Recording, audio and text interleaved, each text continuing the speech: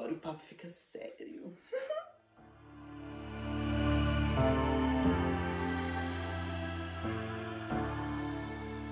Olá, sinners! Meu nome é Alessandra e a biblioteca está aberta. Hoje a gente vai falar de um livrinho que é A História da Sexualidade 1, do Michel Foucault, onde ele vai apresentar alguns conceitos que são muito importantes para discussões não só da época como atuais. Até porque o Foucault ele é bem atualzinho, né? A bicha acabou de morrer. Mas então vamos lá. O que o Foucault vai desenvolver dentro da história da sexualidade? Ele vai falar sobre o momento em que o homossexual surge enquanto uma classe. Um rompimento com a ideia de que o homossexual é apenas um homem erótico. É apenas aquele que se relaciona com outros homens. Não é isso. E isso dentro da literatura, né? Porque esse aqui é um canal de literatura. Aí você pode me perguntar, Tia Hélice, mas por que você tá focando nisso, né? Por que você tá se envolvendo com política? Por que você não me envolvesse com política? Eu não devia nem ser drag queen. Segundo o que está aqui no livrinho do Foucault, a citação que eu vou te passar. O menor brilho de verdade está condicionado por política. Ou seja, todas essas construções, todas essas realidades, né, que a gente tem falado no modernismo, são construções políticas. E se abster de envolvimento político, falar, não, eu não vou usar de crítica feminista, eu não vou falar desses temas, é uma escolha política. A abstenção é a sustentação do status quo. E a gente não está aqui para isso, a gente está aqui para subverter. Então vamos lá, o que Foucault vai falar? O Foucault vai falar que nós somos uma população pós-vitoriana. Ou seja, que os nossos conceitos de sexualidade, de gênero, eles estão densamente atrelados a paradigmas que foram criados na era vitoriana. Isso quer dizer o século XIX. Até o século XVII e XVIII se falava de sexualidade. Era um tema que rodava o meio social, era algo que não existia em silêncio. E a gente sabe que silêncio é uma forma de poder, o silenciar de vozes é uma maneira de poder regrar o que é autorizado e o que não é autorizado no meio social. E a partir do século XVII, a gente começa a ter uma opressão desse diálogo de sexualidade e ele começa a ser restrito às casas, né, aos ambientes familiares. É ali que se deve desenvolver a sexualidade, é ali que se fala sobre sexo. E mais importante, no século XIX, a gente vai começar a ter uma patologização da sexualidade. A gente vai começar, primeiro, isso vem antes de atingir a população homossexual, a gente tem uma patologização da sexualidade feminina. O orgasmo era uma coisa que pertencia aos homens e que era reprodutivo, né? Se eu te perguntar aqui, de onde vem o machismo, de onde vem a homofobia, se você falar do cristianismo, eu vou aí te quebro na porrada, porque a gente é materialista. E essa opressão do sexo feminino e da homossexualidade está muito atrelada, na verdade, à reprodução, né? O sexo ele deve ser restrito ao sistema reprodutivo. E para que se reproduza, os homens precisam alcançar o ápice, mas as mulheres não. Então, cria-se um sistema de opressão feminina na qual surgem as mulheres histéricas, que eram as mulheres desejantes.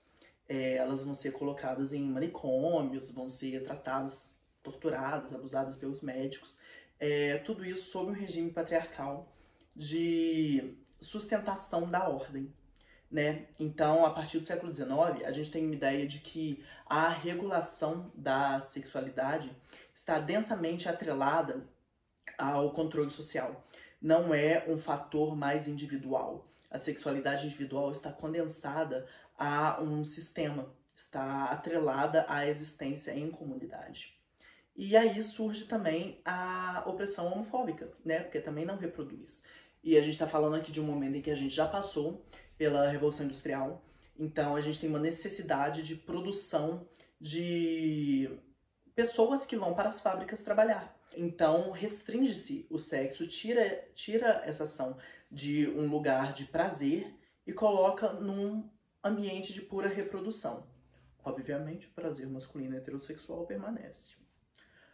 E então, nesse momento, a gente tem, e aqui uma citaçãozinha do Foucault, o homossexual do século XIX se torna um personagem um passado, um caso histórico e uma infância, em adição a ser um tipo de vida, uma forma de vida e uma morfologia, com anatomia indiscreta e possível fisiologia misteriosa. Nada que entre na sua composição total não é afetada pela sua sexualidade. Estava presente em tudo nele, nas raízes de todas as suas ações, porque era um princípio ativo, indefinido e perversivo, escrito imodestamente no seu rosto e no seu corpo, que era um segredo que sempre se delatava. Era consubstancial a ele, menos um pecado habitual que uma natureza singular. O que isso quer dizer? O homossexual, então, deixa de ser uma pessoa que faz um pecado habitual, né, que tem relações com outros homens, para ter um histórico, para ser inserido na sociedade de uma determinada maneira, e começam a se identificar comportamentos atrelados a esse homossexual. E aí surge um sistema de observação e controle altamente produtivo.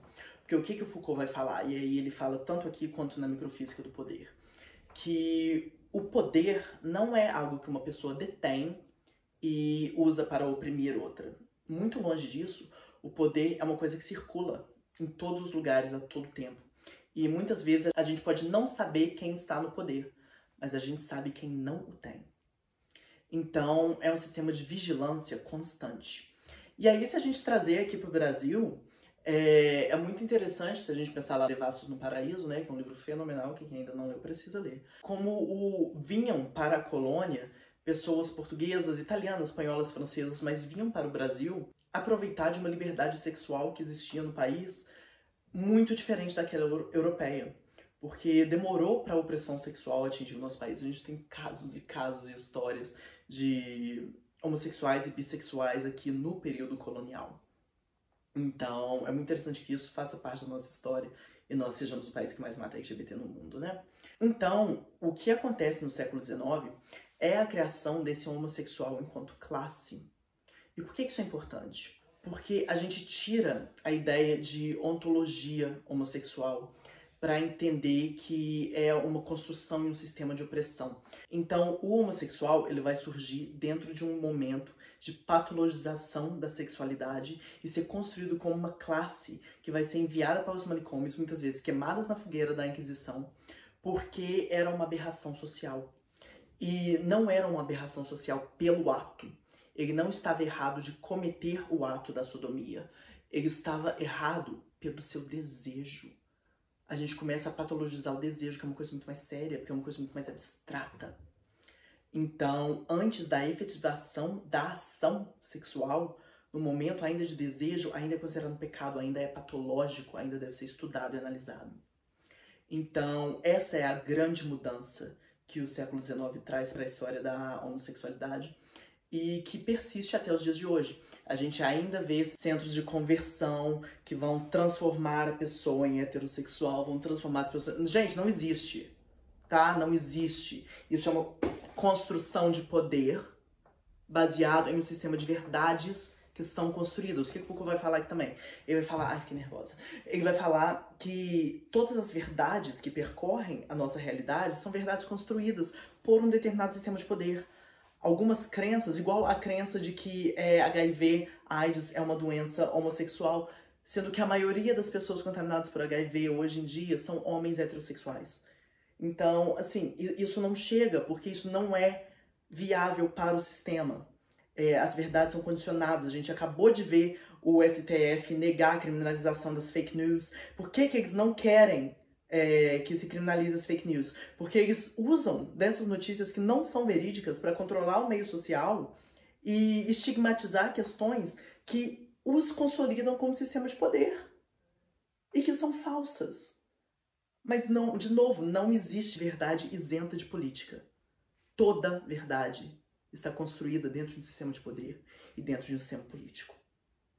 E o homossexual e a homossexualidade enquanto classe deriva de um sistema de poder muito específico que se construiu para sustentar um sistema sexual que produza pessoas para trabalhar nas fábricas e que persiste até hoje como a patologização de qualquer sexo que vá para um sistema de prazer e não para um sistema de reprodução. É isso que eu tinha pra falar. Obrigada.